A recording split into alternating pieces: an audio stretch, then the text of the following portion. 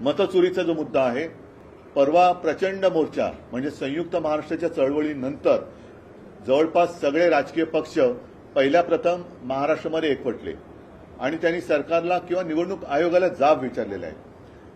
त्या माझ्या भाषणामध्ये मी असं म्हटलं होतं की आता आम्ही मतदारांची ओळख केंद्रे, मतदार ओळख केंद्र ही सुरू करतो शाखांमधून। त्याची सुरुवात आता होईल, कारण 6 तारखेला ती यादी प्रसिद्ध होईल। त्याच्यानंतर मला वाटतं पुढच्या आठवड्याभरामध्ये आक्षेप आणि काही सूचना असतील त्या स्वीकारल्या जातील।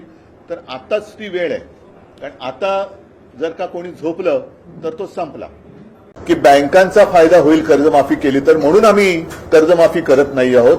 मग आत्ता जर का कर्जमाफी केली तर बँकांचा फायदा होणार आणि जूनमध्ये केली तर तो फायदा होणार नाही।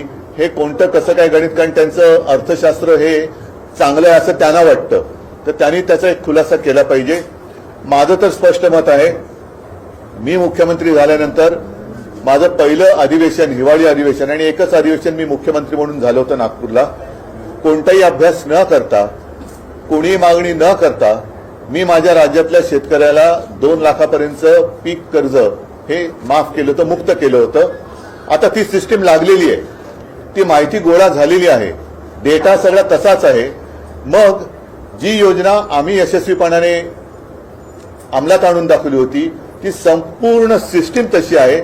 आशिष शेलार, मी खरं त्यांच्यावरती कधी बोलत नाही, पण आज मी त्यांचं जाहीर अभिनंदन करतोय, कारण त्यांनी नकळत देवेंद्र फडणवीसांना पप्पू ठरवलेलं आहे।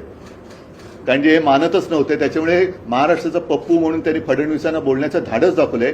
हा त्यांच्या अंतर्गत वादाचा परिणाम, हा परिपाक असेल।